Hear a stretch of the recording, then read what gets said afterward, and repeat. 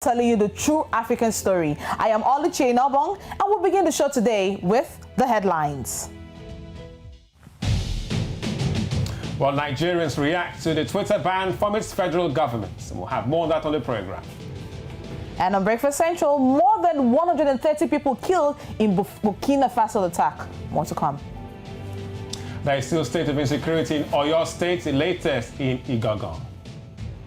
And we'll be giving you a lot in the world of entertainment. Tanzanians versus Diamond Platinums. Also, more updates when it comes to COVID-19 around Africa. Right here on Breakfast Central.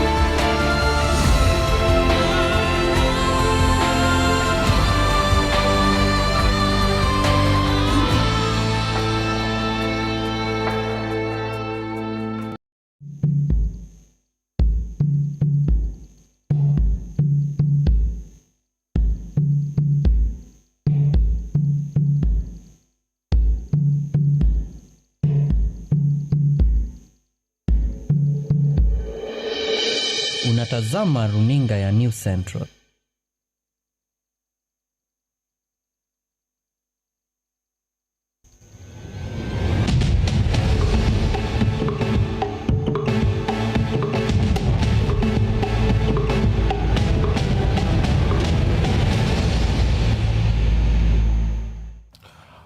Right, so still watching Breakfast Central. It's a Monday, 7th day of June 2021. Let's start now with a look at our top stories.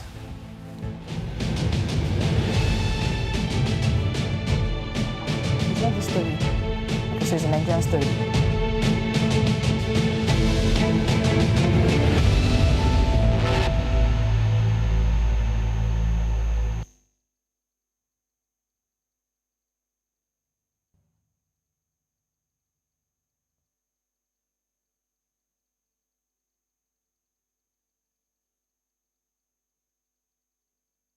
All right, so Breakfast Central on News Central on a Monday, and we're starting out with one of our top stories so far so good today, which clearly has been trending over the weekend. Loss of people in Africa, Nigeria particularly, and the world going straight for this one. And yes, the armed men have killed over 132 people in an attack on a village in northern Burkina Faso, making it the country's worst attack in recent years. Now, homes and the local market were burnt during the raid on the Sohan area of the country, with no group claiming responsibility yet, but Islamic attacks are increasingly common in the country, especially in the border region. Now, in a statement, UN Chief Antonio Guterres condemned the heinous attack and underscores the urgent need for international community to redouble support to member states in the fight against violent extremism and unacceptable human toll.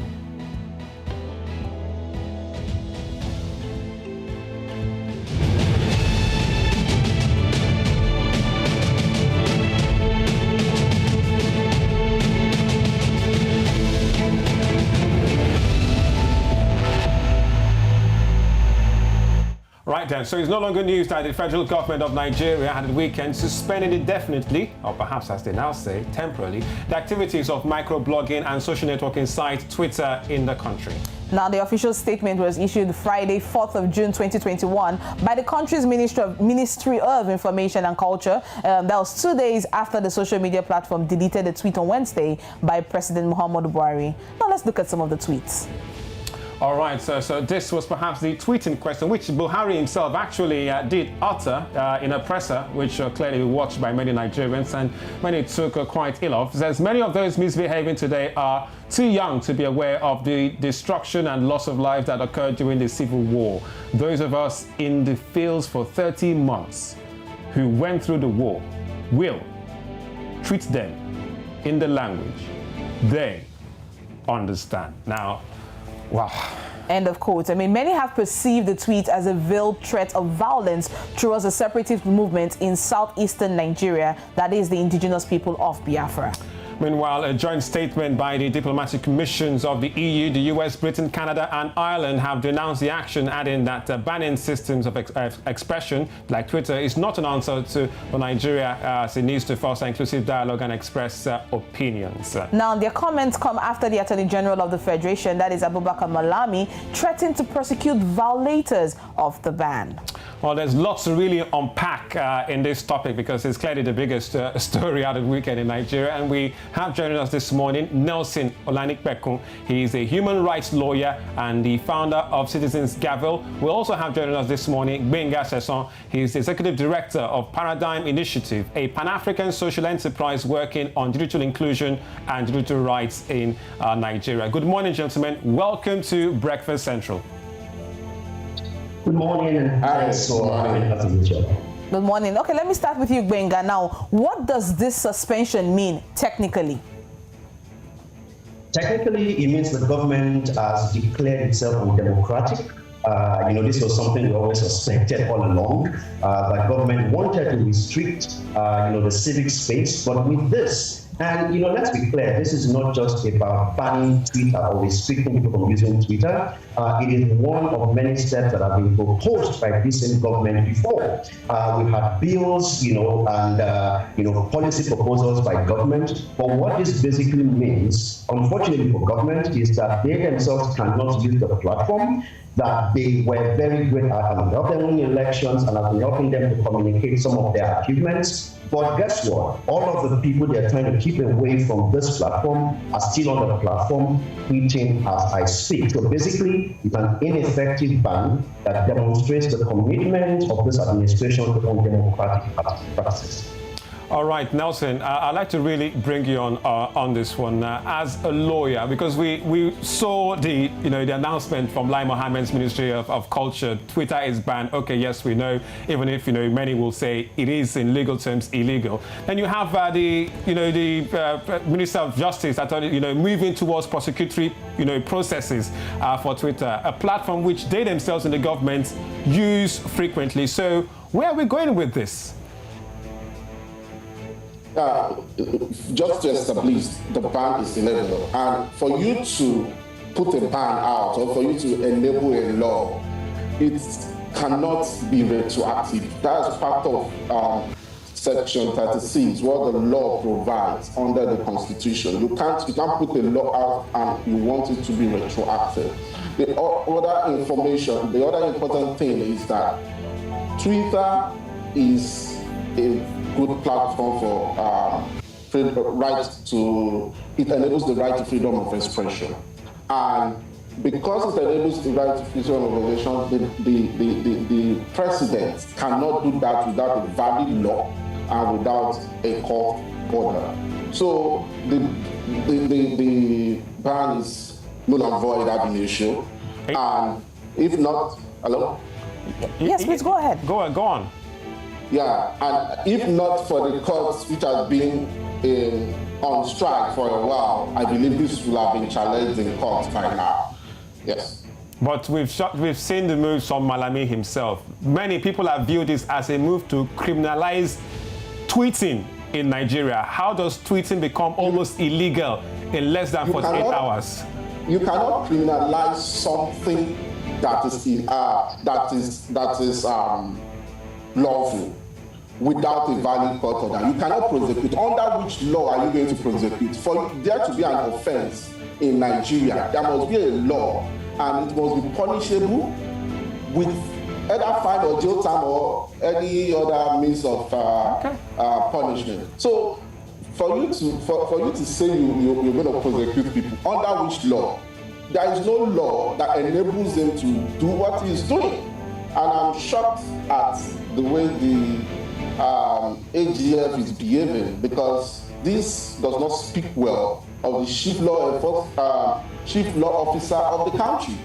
It negates the professional standards of lawyers. All right, Gbenga, I would need to put this to you now, because some Nigerians have responded to that tweet, describing it as a form of gagging and restricting of the civil space. Do you share that view? Sorry, I didn't hear you. Okay, I would like to let me just rephrase it a little bit. Now, some Nigerians have responded to the tweet we're talking about, the tweet that we read out, describing it as a form of gagging and restricting of civil space. Do you share that view? So, could you repeat the view? The tweet. I think Nelson is having the same issue. Yeah. Yeah, Gbenga, we're talking about the tweet itself, and if we can, have that tweet, the picture of that, that statement, which is causing which, even I personally have called this distasteful and clearly ethnically veiled. Many of those blah blah blah says those of us in the fields for 30 months who went through the war will treat them in a language and understand. Shouldn't Nigerians be demanding an apology from their president for such really unwelcomed and, so to speak, quite distasteful and repulsive comments? I think it is very clear. I mean, before the president spoke, I was worried, and I said that when this man is quiet, it's a problem, but when he speaks, it's even worse. And that is why I wasn't surprised when I saw the tweet.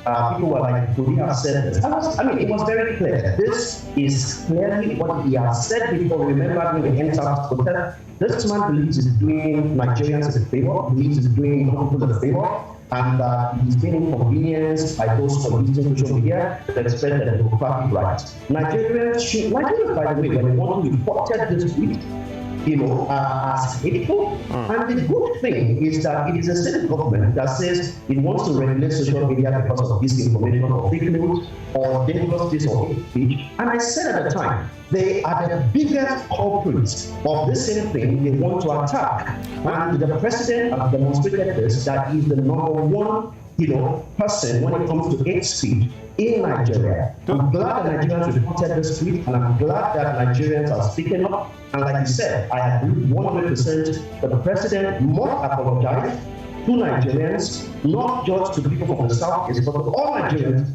for being irresponsible with that statement.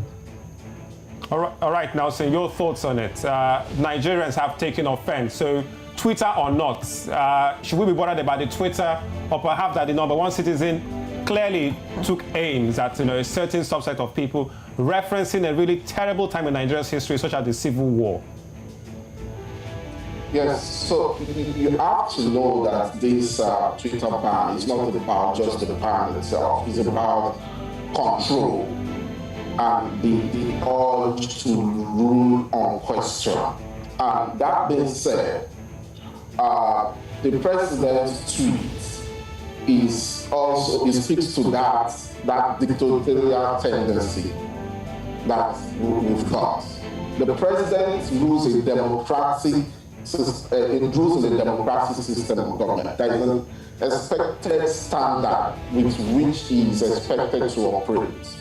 We are not in an Idi Amin era. So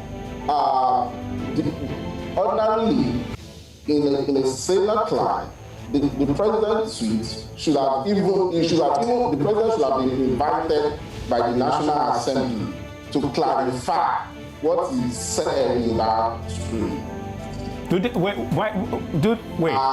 Does the presidency, and this is for you, Session, and also for you, Nelson. We've seen Lai Mohammed come out. We've seen Gal Bashir release a statement. Does anyone in Aso Rock have no problem with such comments, whether it was uttered or tweeted? Those comments, do they see no problem with it? Are they standing by those words? They clearly agree with it, because the only way to demonstrate that you disagree with the president's statements is to either say it or to submit your resignation letter. So for anyone who has not resigned and who has not spoken plainly that they do not agree with the president's statement, then they agree with the statement, because guess what? They work at the pleasure of the president and they serve him. Even though Nigerians are their employers, but I guess that contract had been terminated when they decided, years ago, they no longer work for the Nigerian people. But anyone who works with the president, from his, aides to his political appointee to anyone else who has not publicly disagreed with this statement, clearly agrees with the president or their cowards. All right, now, if we hear any of the lawmakers ever resigning, it's going to be the first in Nigerians' history. But moving forward, let's look at the impact now this ban will have on Nigerians. Now, not just about the image of Nigeria. We're looking beyond the image. We're looking in terms of freedom of speech. Benga, what do you think this ban would mean for our own freedom of speech?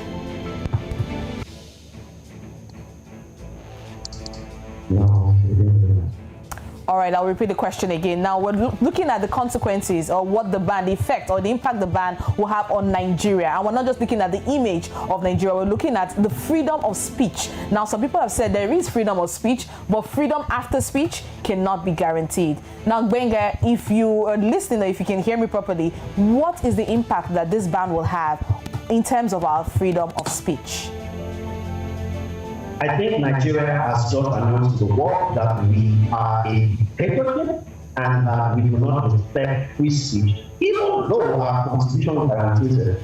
Even though Nigeria, as itself, has said from time to time, the minister who announced it, Mr. Lai Mohammed, we have said from time to time that we respect media freedom, we respect free speech, but this is not the way it's done. And I want to be very clear and categorical. This ban on Twitter is not just a Twitter ban.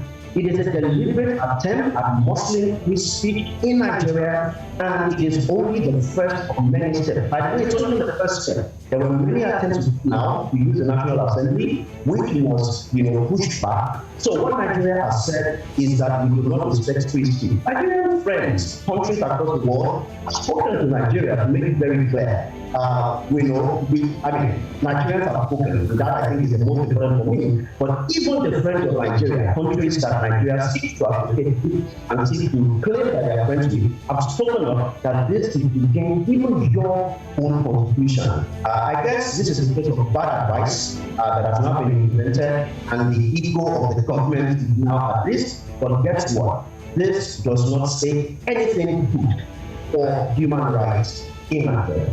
All right, Nelson, before we also let you go, your thoughts on this, because just like Session Benga has pointed out, it looks like the government, this administration is tilting towards more like a dictatorial leadership, so to speak. Would you agree with those assertions right now? Yes, I totally agree.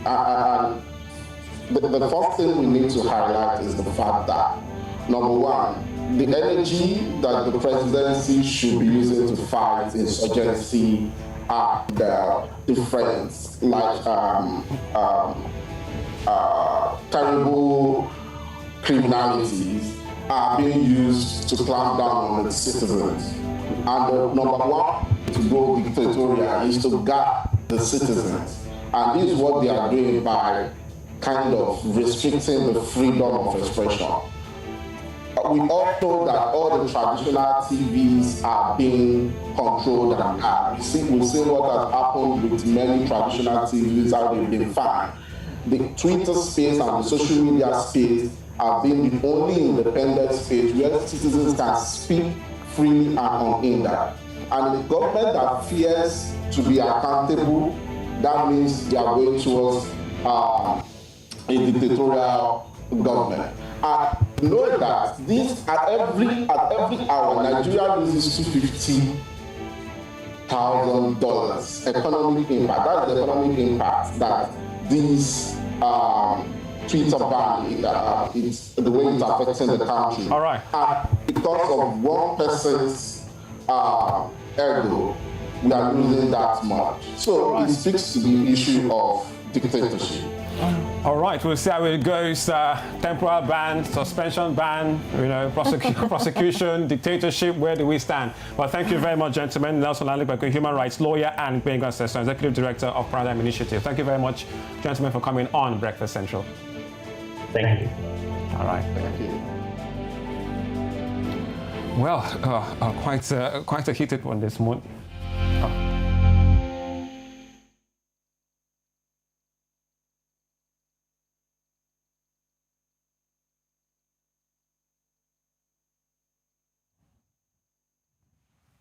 Right, you're also watching Breakfast Central. It's a Monday. Let's look at the morning papers with a review, and we're starting in Zimbabwe. I believe it's the Daily News in Zimbabwe to see what they have for us this morning on their front page spread. The Daily News in Zimbabwe, and they've gone for quite a big one. Yes, popular, pastor in Nigeria, TB Joshua, died yesterday, and they've gone with it. It says Zimbabwe, Zim grieves for popular Joshua. Many high-profile locals visited his church in Lagos. And also we have there Aziza cutting off defaulting clients. And also at the top there, vocal prowess, Amanda Black drops a banger. So there you have it on the front page of the Daily News in Zimbabwe. From Zimbabwe, we'll move to Nigeria, looking at the Punch newspaper this morning. At the topmost here on the Punch newspaper, you can see it says banks commence 6.98 USSD, that's 6 naira 98 kobo USSD charge, and customers kick. It says that in page 31 of the papers this morning. Still on the Punch, we're looking at the Twitter ban. It says hashtag Twitter ban. Job losses loom. Economic woes to worsen. NESG and experts are warning. It says this in page 2 of the papers. It says with present economic woes, we shouldn't add to our people's problem. That's what one of the experts is coming out to say. But you need to go through the papers. That's the Punch newspaper this morning for you to read. Now you can see the picture there. This is scenes of suspected headsman attack on the Gangan residents. This is in the North local government area of Oyo State. That's what they say. You can see properties burnt, houses, cars, lots of properties, as it were, in that picture this morning. But you have more information in the Punch for you to read. We're increasing forex to banks for SMEs, travelers, tuitions. This is for page 31 of the Punch newspaper this morning. Right, let's move to East Africa. Uganda we go. Daily Monitor, straight, no time to waste to see what they have on the front page. Talks about Museveni, the president. Museveni slaps new lockdown. That's what it says on the front page. President Museveni last evening closed schools and worship places among new rafts of measures to halt and reverse the resurging cases of COVID-19 and deaths across the country. So there you have it on the front page. Also at the top left, it talks about Parliament to spend 9.8 billion shillings on MPs' offices every year. All right, so new restrictions in Uganda from the president when it comes to COVID-19. And the very last paper we have for you this morning is the Daily Times, and we also have quite similar stories across the papers this morning, talking about the cleric who just died over the weekend. Now, it says World mourns cleric philanthropist, that's TB Joshua. More information in the Daily Times for you to read. Still on the Daily Times, Constitution Review gulps 5 billion naira. It says here in page 2. In terms of arms and ammunition, Nigeria spends 73.7 billion naira importing arms, ammunition in 3 months. In terms of insecurity, again, suspected headsman attack Igonga in Oyo State. It kills scores, burns palace, vehicles, amongst others. You will find this in the Daily Times for you to read this morning. All right, and that's it for the newspaper review for today, June 7, 2021. Let's now bring you some COVID-19 updates.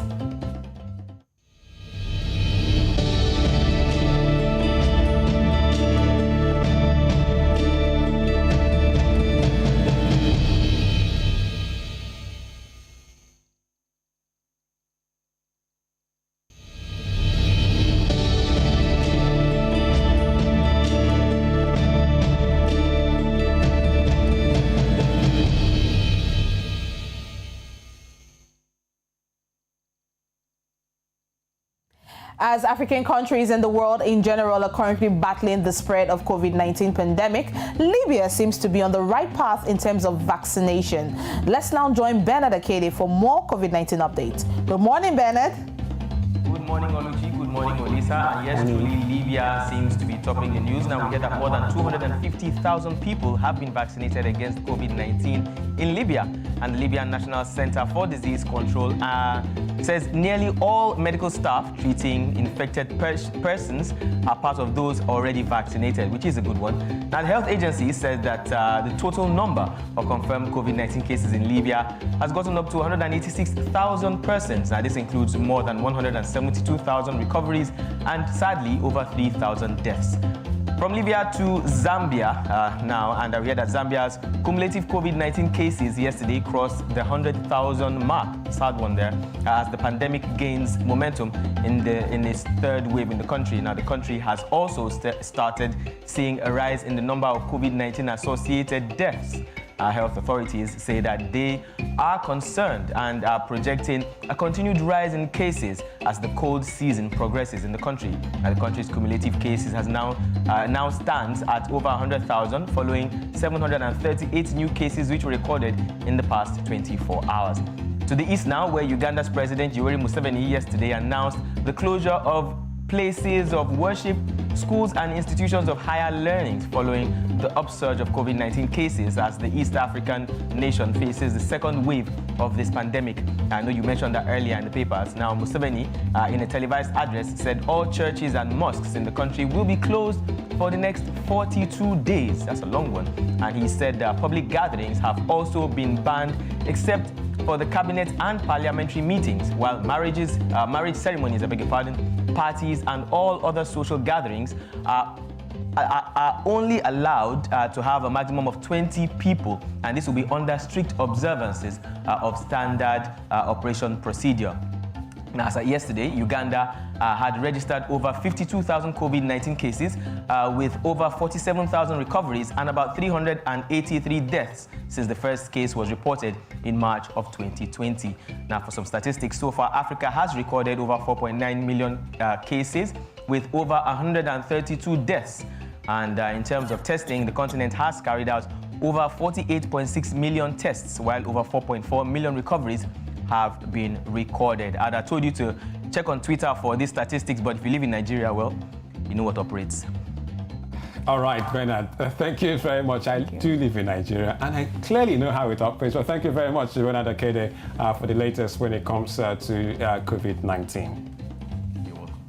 Right, last week, the Director General of the National Youth Service Corps, Brigadier General Shaibu Ibrahim, said corps members are part of the national defense policy of Nigeria and can be, in his own words, mobilized for war if need be. But this comment immediately got Nigerians talking, and the question was, which way Nigeria? But you know what? That didn't just end there. Nigerians went ahead to share training rudiments, most likely for the corps members, in case they eventually get mobilized for war. Take a look.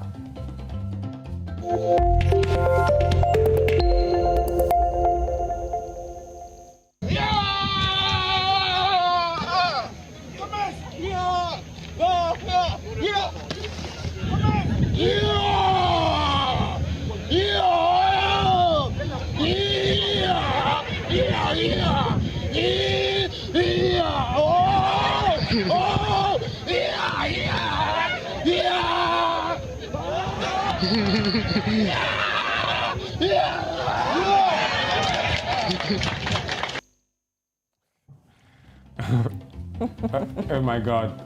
Do they do that now in the core service camps? Well, some of my friends and my colleagues who actually went there did not come back to tell us this part. So let's just hope that was some stunts that was being performed, maybe as a way to entertain the corps members in camp. Perhaps it should be, because we know that the cement clearly can be soft, and with a nice bit of ample effort you can smash it. But, oh my gosh, what was that from the last guy? Was he not going to do it? He did it eventually. All right, let's go straight back to more top stories right here on Breakfast Central. Now we're going straight to the southern part of Nigeria, southwest precisely, Igangan, as in the southern Oyo State town that shot to prominence amid the Yoruba-Fulani tensions earlier this year. Now, over the weekend, they came under a night of attacks, now leaving several persons dead and properties razed. Now, no fewer than 20 people were reportedly killed in the community where scores of bandits on motorcycles stormed the town early Sunday morning. Now, the attack was carried out just after a week that the chairman of the Amotekun Corps in that region, Oyo State General Ajibola Togun, retired, warned that some foreign herders were hibernating in forest reserves waiting to unleash terror on Yoruba land. Now, the Fulani families and their leader, Abdulkadir Sahilu, residents in Igangan, were forcefully removed from the town in January by aggrieved indigenous Yoruba population inspired by Sunday Igboho Adeyemo, a self-acclaimed Yoruba warlord. Now, the attacks therefore raises questions about the safety of Nigerians in all 4 regions of the country. Don't forget, Oyo is located in the southwestern part of Nigeria. And joining us this morning is security expert, returning to Breakfast Central again, Dr. Ona Ekomu. We also have Fatai Owosheni, who is the security advisor to the Oyo State Governor, Seyi Makinde. Good morning. Welcome, gentlemen, to Breakfast Central. Good morning. Morning. All right, gentlemen, this is yet another attack amidst the numerous ones recorded before now in different parts of the countries where lives and properties have actually been destroyed. What is actually the problem? I will start with Owoseni.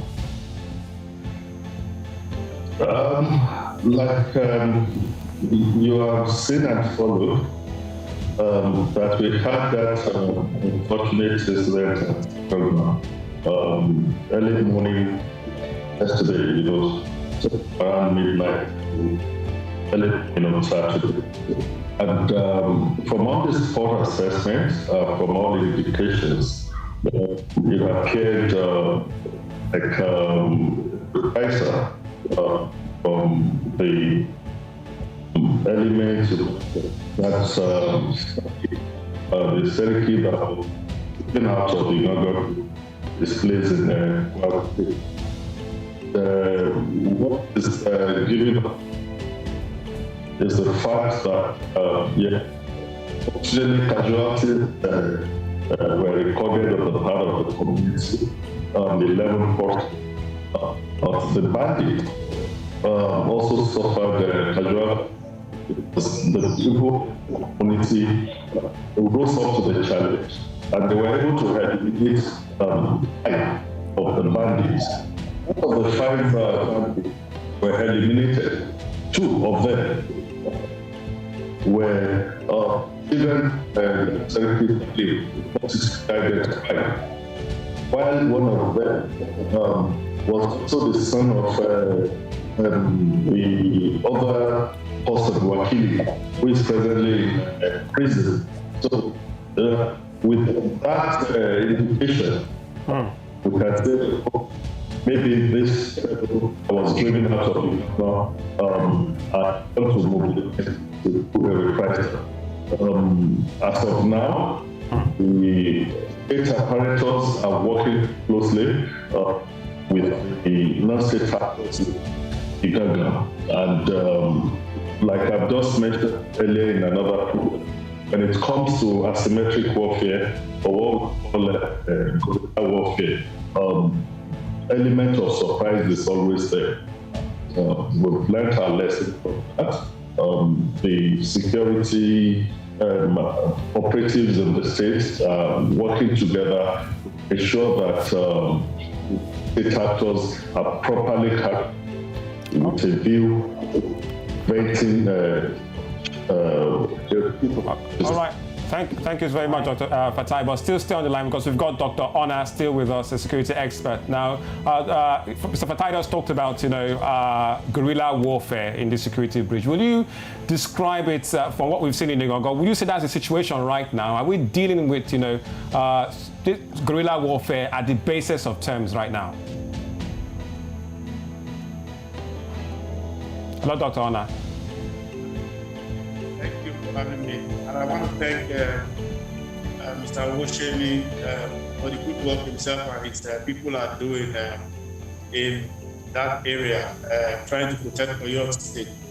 Now, having said that, it is clear that, like to use this word, we are in an asymmetrical warfare. And so trying to use conventional tools of policing and perhaps conventional military tools will not work because, you are expecting them to array themselves in a certain formation. And they are throwing everything at you. They are coming at every point in time. They are attacking soft targets and so on and so forth. What do you think the problem is? Why do you think they attack soft targets? Because they want to achieve the element of fear, that is create great fear in the community, and also undermine the credibility or the legitimacy of the government. Now, what I think is happening, I'm very happy that there's a very knowledgeable man advising the governor of Oyo State on security on ground here, who is able to correctly analyze the problem and also the kind of countermeasures.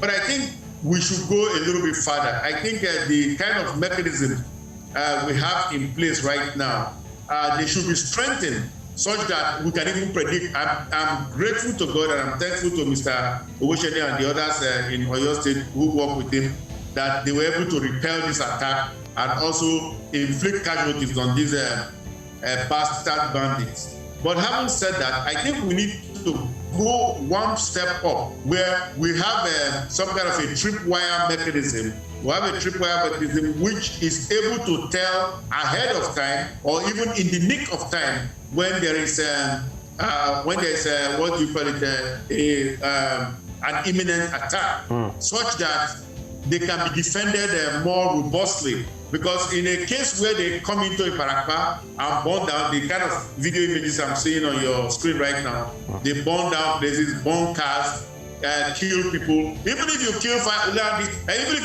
them, it doesn't matter. Because for a terrorist, the fact that he can get on the evening news, like it's on News Central right now, Breakfast Central with you, the fact that he can even set himself on fire, he has won. As far as he's concerned, that's his mentality. As far as he can cause some trouble for you and make you discomfortable and make you fearful, he has won. So you have to understand it within the context of soft targeting. There is a way of defending it against soft targeting, and that is what we really need to do. But I think Commissioner Owosheni has said it right. He said that this is an asymmetrical warfare, this guerrilla warfare, as it were. And what I'm calling for this morning through your is for tripwire programs. That you must have some early warning systems in place. And this is people, nothing more than people. You must have some ability. There must be some youths up at night watching over their communities. Look, right now we can see that this problem has gone beyond just the northwest. It's now in the southwest. Because if you draw a line, I've told people before, do what we call intelligence analysis. Connect the dots. If you draw a line from Zamfara State, you draw it straight down into Oyo State. So it's not so far. If they are attacking Oyo State. Okay, go ahead, sir. Dr. Ona, you just mentioned something quite important. I need to bring on, Fatah Owosheni on this. We are seeing that, as a security advisor, some states government has done some things yesterday to arrest the situation. But I really need to ask, with the kind of tactics and tripwire Dr. Ona is talking about, at what great cost humanly, for Oyo State citizens, it is going to cost them? Because you're dealing with, just like you said, asymmetric warfare and guerrilla warfare. At what great cost of human lives will it be right now for people of Oyo State to deal with this situation?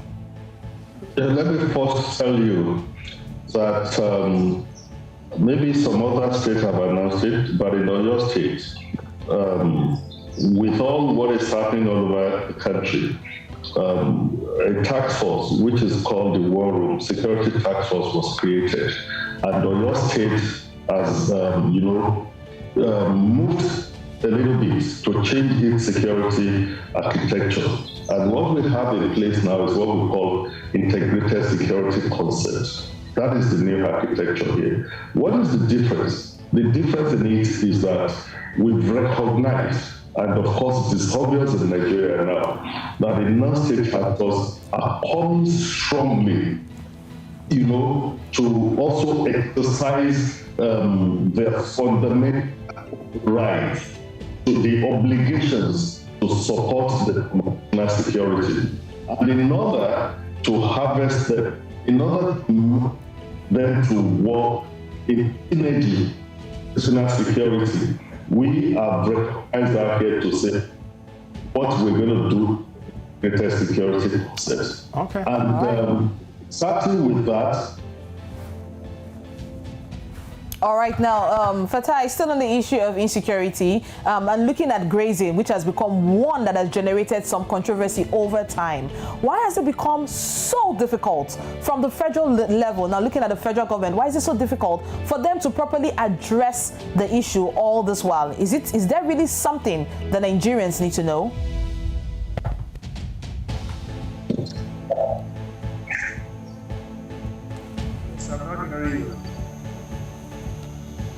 All right, so Dr. Ona, are you there? Okay, so now the question is talking about grazing and insecurity. Now, we know the issue of grazing has become one that has generated some controversy over time.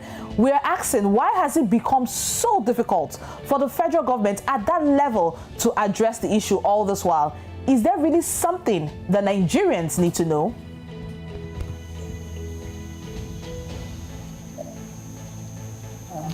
Okay. For me, Ma. Yes, to you, Fatai. Okay. I'm sorry, I didn't hear the question well, but I think what you were trying to say was that you were saying something about open grazing. Yes. Right. Now, what I think we ought to know is that we are a nation of laws. We are governed by laws. So, if the southern governors have come out and they've declared public policy that open grazing will not be allowed in the south anymore, I think they should move forward to the next level and pass necessary legislation to make that operational. Now, when they pass that legislation, then the security forces will be empowered, including what Mr. Fatai has described as non-state actor security forces, like people like Baba Bundeku and the rest. They will be empowered to enforce those laws.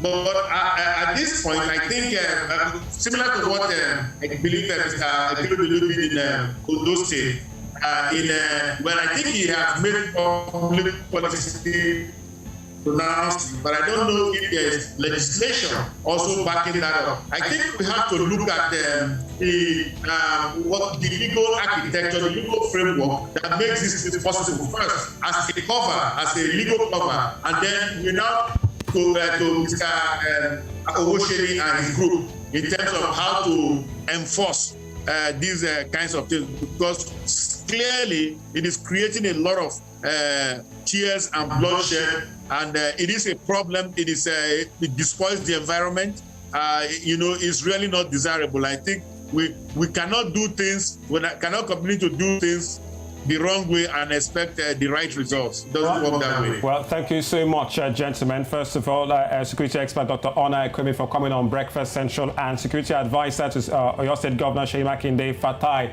Owoseni. Thank you very much, gentlemen, for coming on the program. We'd love to have you once again. Thank you.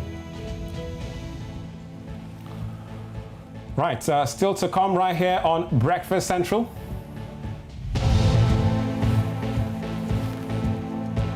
In the world of entertainment, Tanzanians versus Diamond Platinums coming up next. And Serena Williams knocked out of the French Open in the 4th round. We'll be showing you programs you can watch on News Central, right here on Breakfast Central.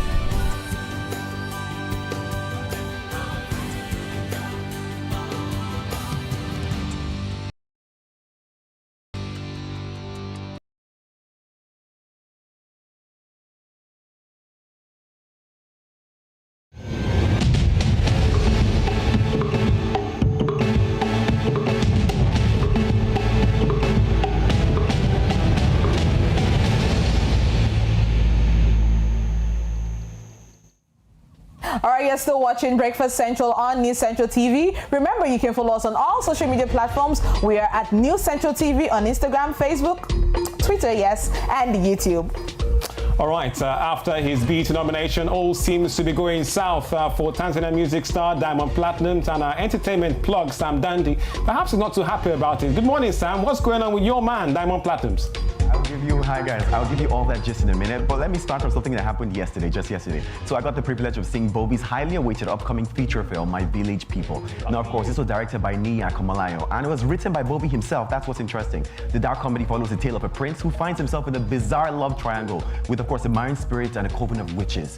I know, it's typical Nollywood. Other stars in the film include Nkema Wall, of course, we know him as Sophia, amazing. Venita, we have Sophia Lakija also in that movie, Adame, Rachel Oniga, Charles Inoje, Mimi Onolaja, and a couple of people. Now, I'll tell you one thing, right? It definitely has its scare effect, like a typical Nollywood film. And I got to see it before it comes out in cinemas on June 11th, so I'm super excited about that one. I got to talk to a couple of the cast members, yesterday, and well, they had a lot to say. I had a good time, of course, to meet a lot of veterans, and then, yeah, I typically ask them also about, the effect of Twitter ban on social media. But let me get into that, right? So, of course, on Friday, June 4th, government suspended the operation of Twitter. And according to the Ministry of Information, Lai Mohammed, Twitter's actions are capable of undermining Nigeria's corporate existence. After the news broke, several Nigerians, including some celebrities, took to the platform to blast the government. We have, Banky W, who had stuff to say, as well as, his wife as well. And let me read a couple of their tweets, right? So this is what Banky W said. Banky W says, Nigerian government bans Twitter and announced a ban on Twitter. You can't make this up. Clueless. He says they can't stop kidnapping, armed robbery, and terrorism. The country as we are is unsafe. They can seize passports and block bank accounts. They can ban cryptocurrency. They ban Twitter. Completely out of touch with the plight of the people. And I did talk to a couple of people, in fact, on the set of the film as well, and part of the cast members, and they had some things to say. But maybe we'll get to watch that in a bit. And in fact, I saw a couple of people saying it's a full dictatorship. Adekunle Gold, in fact, made it funny. He said back to Facebook. And a lot of people had a lot of things to say. But yeah, you know what? We're just going to keep our fingers crossed, and hopefully some people are positive that's going to change. So right, let's move to the story that you were talking about. Okay, let's watch this. We have a government that did not consider the benefits, that did not consider the positive side of social media for millions of Nigerians before taking a decision. I don't really use the platform so much. I'm not really affected, but it'll be difficult at first, but I think we'll always find a way. I think entertainment will survive. I know it will. Instagram, they use they post our photo. Nothing is going to change. People are just going to keep finding ingenious ways to be themselves. So I don't think it's going to affect everything. Of course, I'm here to tell you that I hope it doesn't affect the entertainment industry, and they seem to be positive. Well, let's go to the story you're talking about, right? So we talked about Diamond Platnumz being nominated alongside Burna Boy and Wizkid for the Best International Act at the BETs. Well, we would think that a lot of Africans would be excited for the star, especially Tanzanians. But surprisingly, a section of Tanzanians on Twitter have launched an online petition to have Diamond Platnumz disqualified from the 2021 BET Awards. Now, the petitioners claim that back in 2017-18, Diamond was arrested over posting explicit videos with an unidentified woman and never addressed the issue. Diamond then deliberately released a single, that means in his language, let me remain quiet, as a response to the then increasing demand for him to speak up about the matter. Diamond till date has not condemned or spoken about the matter. So this is the reason why, of course, now his fans are, some of the people, let's just say the fans himself, some of the people are now saying that, we don't want him to be nominated and they should take him down from it. Well, his fans say that, of course, this is wrong because, he celebrated or nominated for his craft and not, for anything in the first place. So, of course, people should look into that. And I don't know. The fans do have a lot of say sometimes. All right. What can we do? Thank you very much, Sam Dandy. I'm sure we'll follow up on the latest with Diamond. I know you're a big fan of him. But this is clearly a terrible one. Well, thanks anyway for the reaction of some of the celebrities about the Twitter ban. Right. Thanks, Sam. Okay. Wow. Man, it's been a packed Monday. Right, and a packed weekend, yes. All right, so what to expect later today on News Central, let's let you know. 11 a.m. West African time, we have Business Edge with Olokwe Adelere Balogun. And at 12 p.m., News Central Now. And 7 p.m. West African time, we have Village Square Africa.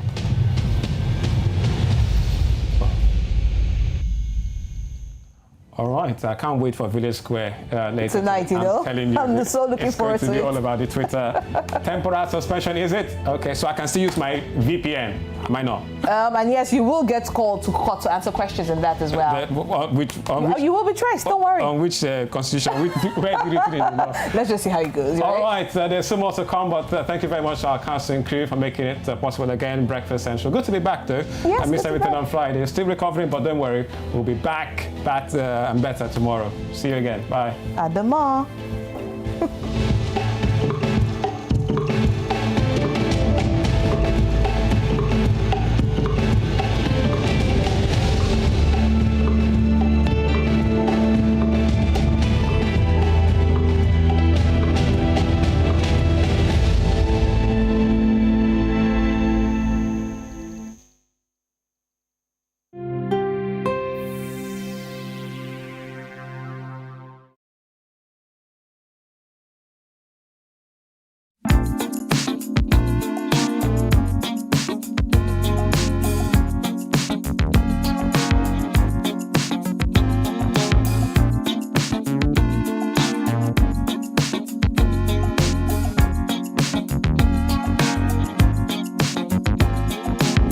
Everybody's famous in the news every day. You know you have made it when it has on your face. I don't know what's real, don't know what's fake. Can anybody out there tell me what's really at stake? The feed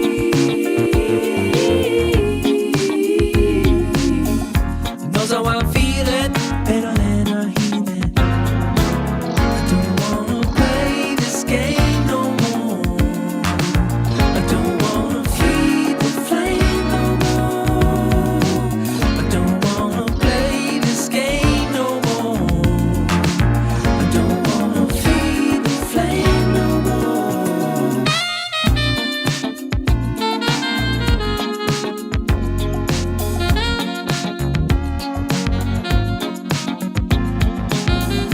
Endless visions of sick emissions, trapped somewhere between oblige and complacent. Haunted by white noise of a million minds. Are we caroling? Are we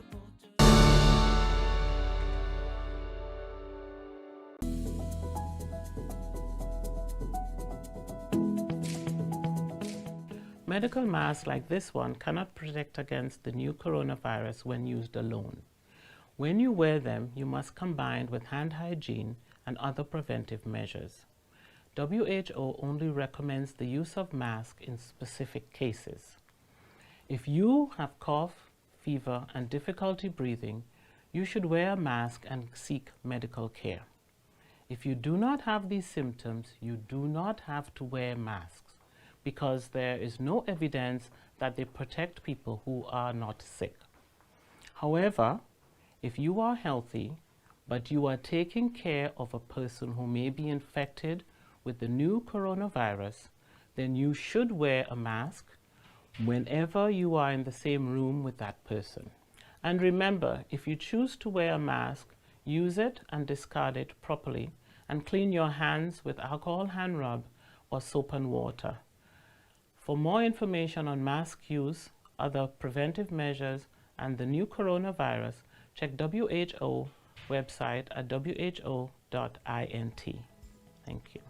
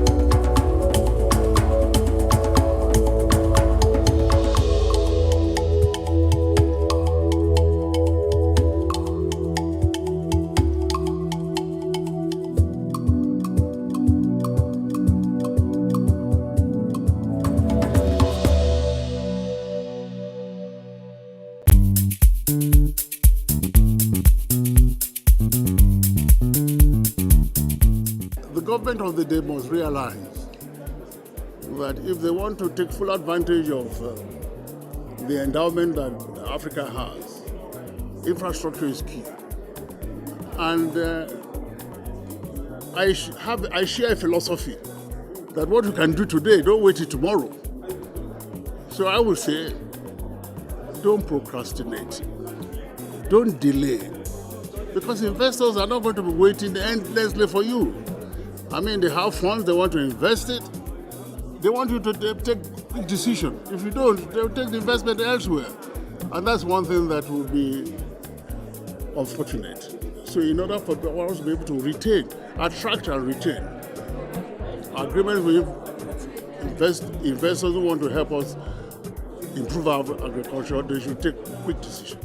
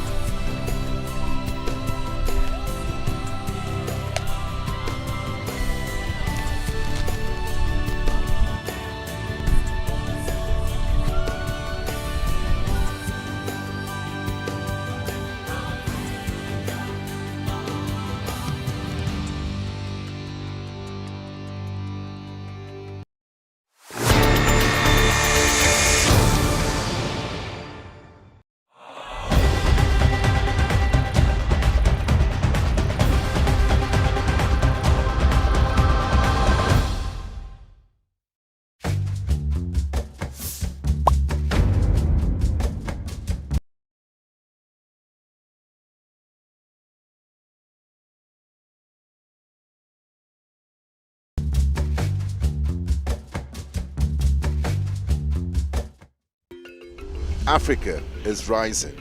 Again, we hear our sounds echo on the other side. Afrobeat and Afropop reinvented, hip life brought back to life, new energy infused into Kwaito and Kwela. Africa is balling. Every stroke, every shot, every raise, we find our place at the top.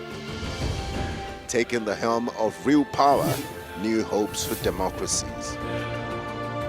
A breed of entrepreneurial tigers, audacious storytellers, and a promising generation raring to go. Truly, Africa is rising. And this is where the stories that define our continent live.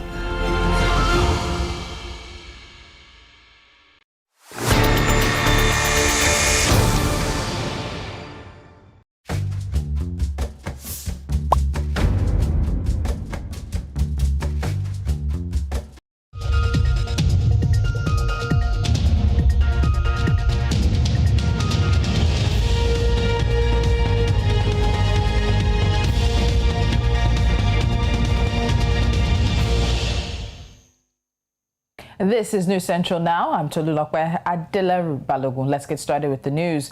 We begin in West Africa, where Colonel Assimi Goïta will be sworn in as Mali's interim president on today, Monday. This comes weeks after he removed the transitional president and prime minister in a coup, the second he's engineered in 9 months. Now, last week, leaders of the West African bloc ECOWAS joined the African Union in suspending Mali's membership, calling on the military government to adhere to an 18-month transition towards presidential elections in February. France and other Western powers also want to return to civilian rule. Mali is key to the stability of the Sahel region that's been beset by a jihadist insurgency.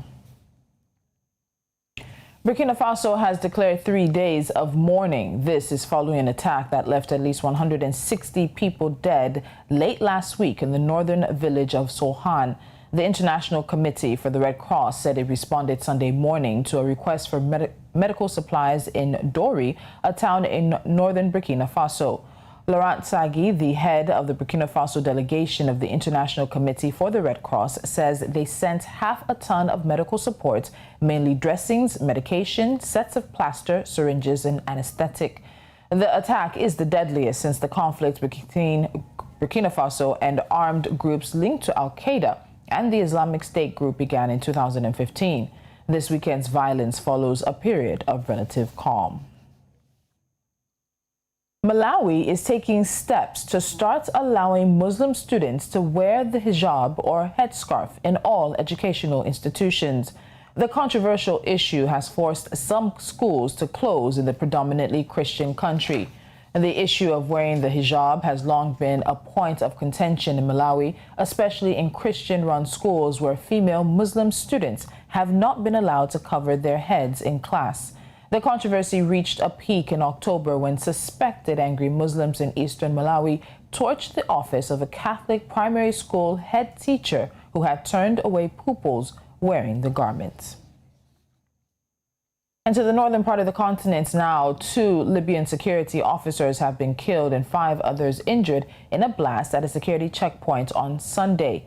The blast occurred in the southern city of Sabha after a suicide bomber detonated a car bomb. The interim prime minister has offered condolences to the families of the 2 martyrs killed while condemning the attack as a cowardly terrorist attack. Meanwhile, the Islamic State group has claimed responsibility for the attack. And staying in the area, the United Nations support mission in Libya has voiced its concern over the kidnapping of the head of the Libyan Red Crescent Society east of the capital Tripoli. In a statement, it expressed its concern for the safety of the president of the Libyan Red Cross Society, Mansour Ati al-Maghrabi, and a civilian activist, al-Maghrabi, who was kidnapped on June 3rd when his car was intercepted by unknown gunmen and his location remains unknown. The mission called for his unconditional release and urged authorities to conduct a prompt, thorough, and transparent investigation into his kidnapping. The organization also called for all arrests and detentions relating to the incident to be done legally. And in East Africa, the results of Somaliland's parliamentary elections, which were held for the first time in 16 years, have been announced, with 2 opposition parties winning the majority of the seats. The National Electoral Commission said on Sunday that the Somaliland National Party, Wadani, won 31 of the 82 available parliamentary seats, while the Justice and Welfare Party won 21. The ruling Unity and Development Party, Komiyi, secured 30 seats. None of the 13 women who ran for parliament won their races.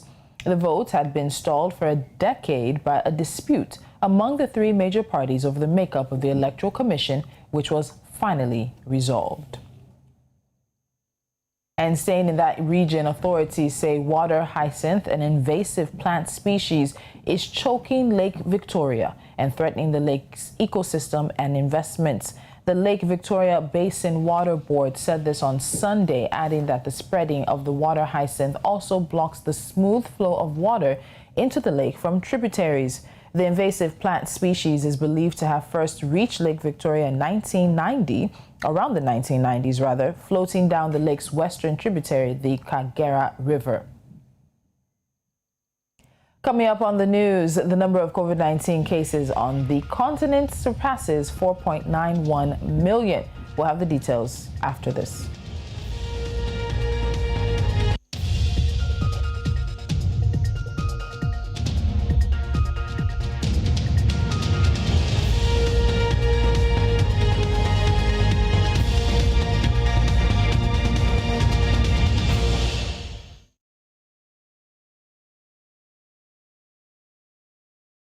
I am Tokwe Tedila. I am an actor. I'm Halima Shekho.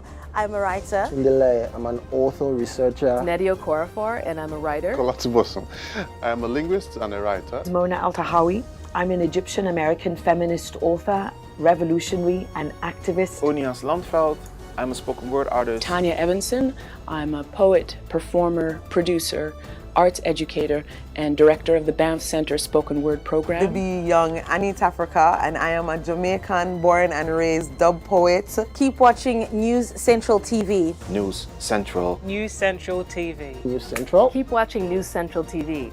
Africa First. Africa First. Africa First. Africa First. Africa First.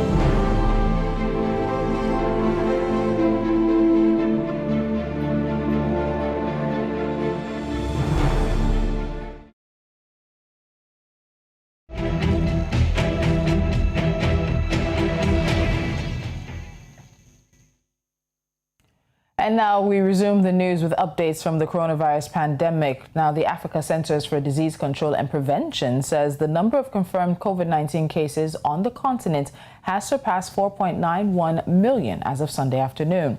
The Africa CDC said the death toll from the pandemic is more than 132,000, while over 4.43 million patients across the continent have recovered from the disease. South Africa, Morocco, Tunisia, Ethiopia, and Egypt are the countries with the most cases in Africa. The health agency adds that Southern Africa is the most affected region, followed by the northern and eastern parts of the continent, while Central Africa is the least affected region on the continent. Uganda's Ministry of Health on Sunday reported 1,259 new COVID-19 cases out of 7,289 samples tested.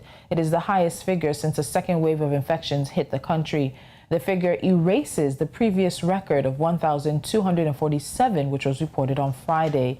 Uganda has now reported a total of 52,935 confirmed cases. The capital, Kampala, accounted for the majority of the cases with 825. The ministry also reported 9 new COVID-19 related deaths, taking the national death toll to 383.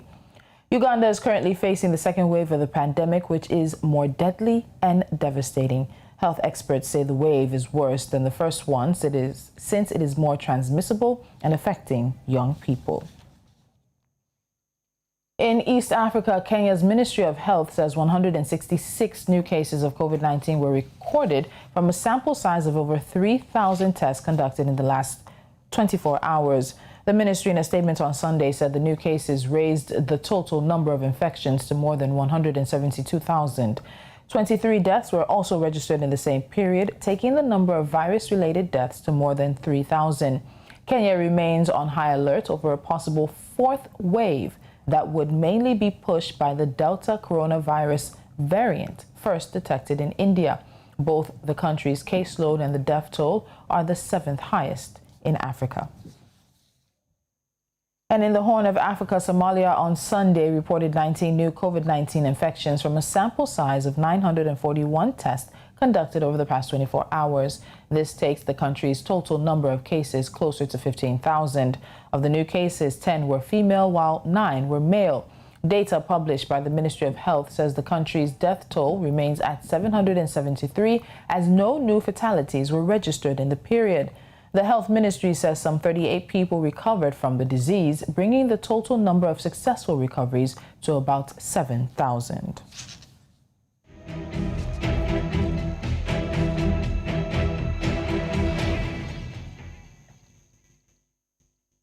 And still ahead on the news, at least 30 people were killed and over 50 injured in a train collision in Pakistan. We'll have the details in just a bit.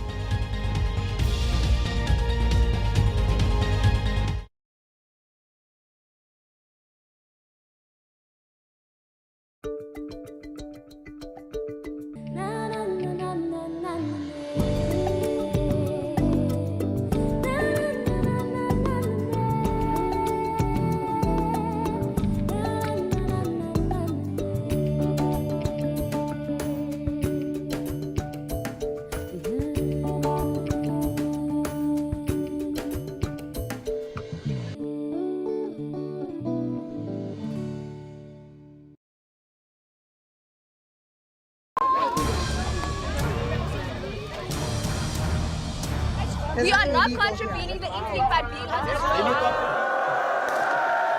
being In today's world of mass media and conveniently glossed over misinformation, if you don't ask a Cameroonian her name, you can't tell her story.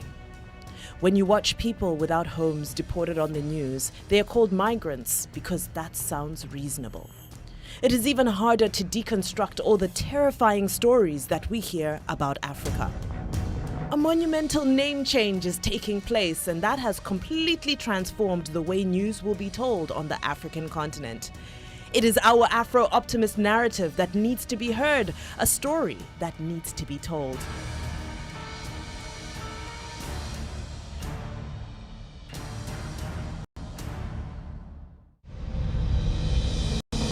For years, we tried to break the dark continent barrier. While international media bask in wide media coverage, they lag behind in having a perfect record of matters of diversity on the African continent.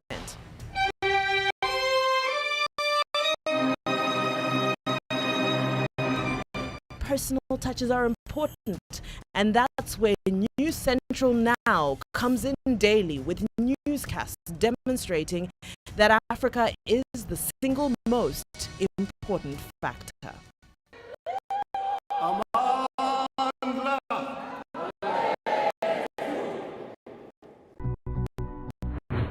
News Central, I congratulate you. News, business, sports, music. Good luck, News Central. Hearty congrats to News Central. It's all about perception. News Central, congratulations. Congratulations, News Central. News Central, I congratulate you. News Central Africa, congratulations and welcome to Africa. Congratulations to News Central. More reporting on Africa from different angles. The organization will grow by leap and bound. And I would like to congratulate News Central. Congratulations, News Central. Congratulations to News Central. We need more like you.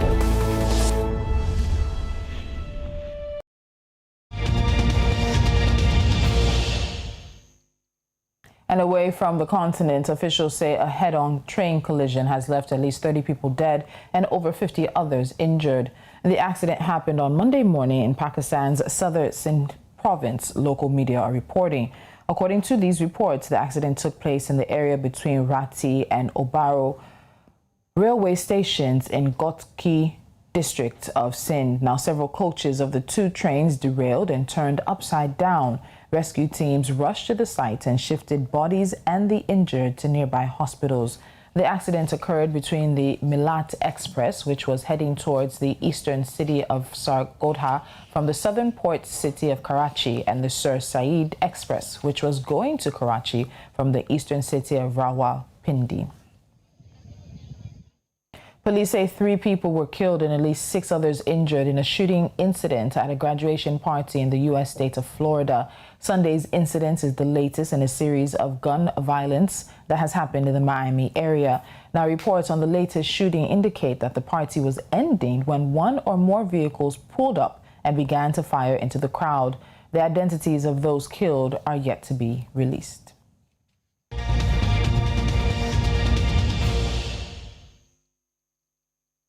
Trading activity in the equities market has been dominated by the bulls during the week, strengthening the all-share index by plus 1.23% week on week to close at 38,726.10 points. Now, consequently, the year-to-date return moderated to minus 3.84%.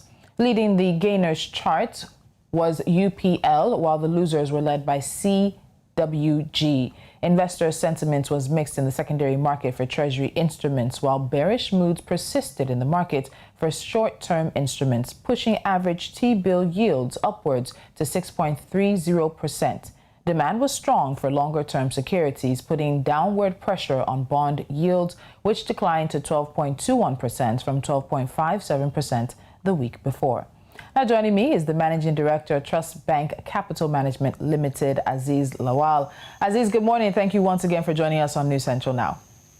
Yeah, good morning. Thank you for having me. So can you give us an idea of what led to the bullish trend for last week's market? Yeah, what we saw last week can be attributed to the activities of bargaining hunters. We said that before several in the past weeks. And significant negotiated deals that lifted the price of highly capitalized stocks.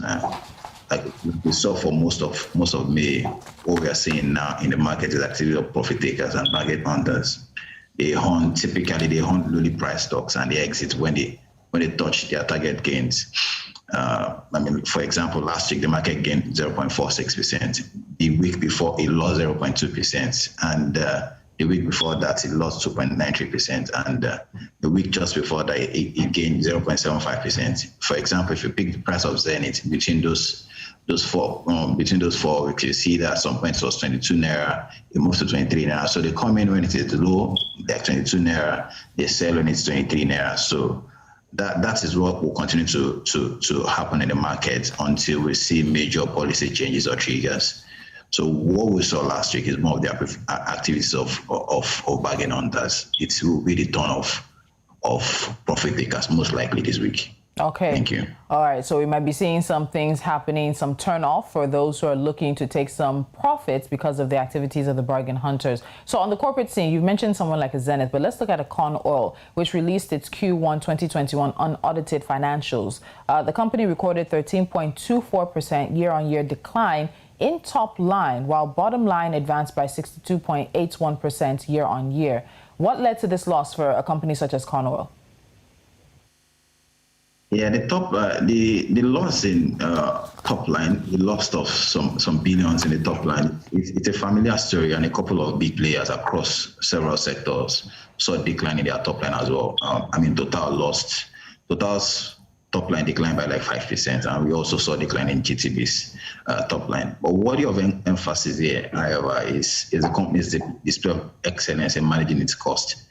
We saw 13% reduction in cost of sales, 21% reduction in admin expenses, and finance costs also declined significantly by 86%.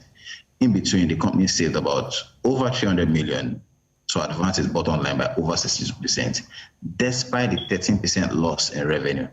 That's a decent performance. The market will quickly forget the loss of revenue. Yeah, thank you. All right. So before we wrap things up, looking at what you've talked about in terms of how the market might react this week, what do you think the trend will be? Do you think that the current trend we saw last week and into some subsequent weeks might continue in the fixed income market, or will there be a difference in this coming new week? Yes, last week, the trend last week was more of a bullish market, particularly bonds. It closed on a positive note as yields compressed, but by close over 30 basis points across the benchmark bonds, from like 12.99% compared to 33.2%. Around 12.9% compared to 13.34% in the previous week.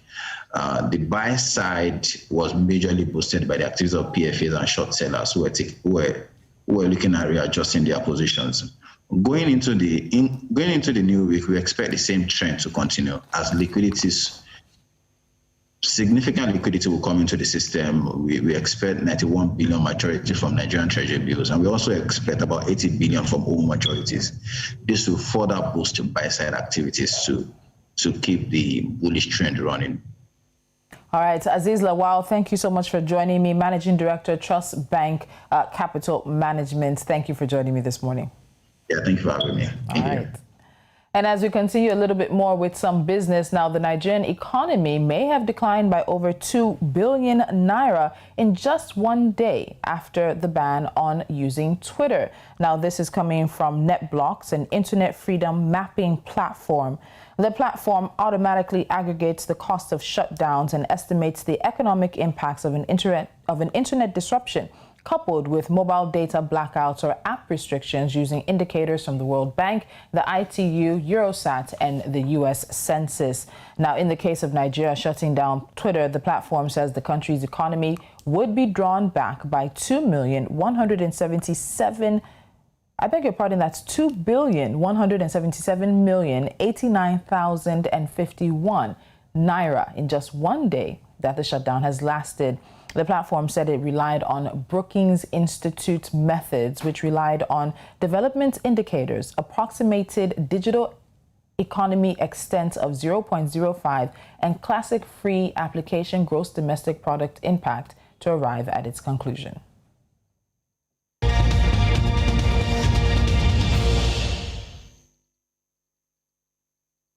And as we wrap things up in sports, upstarts Mercy Kipchumba and Victor Kipchirchir were crowned the Eldoret City Marathon winners after winning their respective men and women races on the streets of Eldoret. Now making her debut in the marathon, Kipchumba was dominant in the women's race, edging out Venice Marathon champion and training mate Judy Corrier on the home straight. Returning from a 3-year injury spell, Victor Kipchirchir won the men's title when he timed 2 hours, 8 minutes and 56 seconds, beating Nakuru's Leonard Lagat to second in 2 hours, 10 minutes, 49 seconds, while Nandi's Emmanuel Bohr completed the top 3. The Confederation of African Football has indefinitely postponed the draw for the 2021 Africa Cup of Nations scheduled to be held on June 25th due to challenges arising from the COVID-19 pandemic. The Cameroon Local Organizing Committee said in a statement on Sunday that the draw was postponed at the request of CAF. The statement added that the new dates for the draw will be announced at a later time. 31 teams have so far qualified for the tournament, with the remaining qualifiers set to be decided when Sierra Leone and Benin play in a rescheduled match set for sometime this month.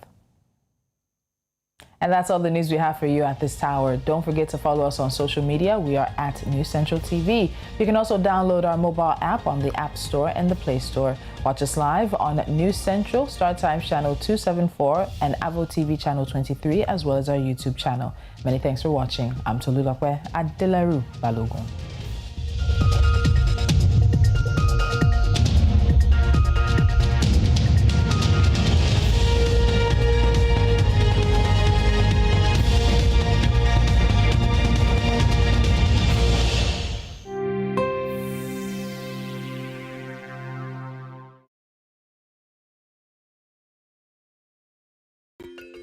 Africa is rising. Again, we hear our sounds echo on the other side. Afrobeat and Afropop reinvented, hip life brought back to life, new energy infused into Kwaito and Kwela. Africa is balling. Every stroke, every shot, every race, we find our place at the top. Taking the helm of real power, new hopes for democracies. A breed of entrepreneurial tigers, audacious storytellers, and a promising generation raring to go. Truly, Africa is rising. And this is where the stories that define our continent live.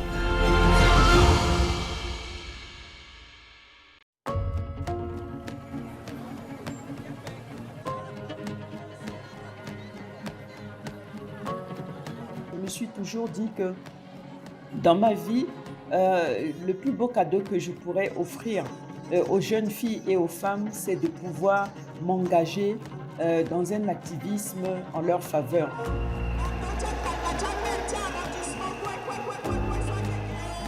Elles veulent la paix, rien que la paix. Je suis Lina Ekomo, je travaille pour le leadership de la femme en République centrafricaine.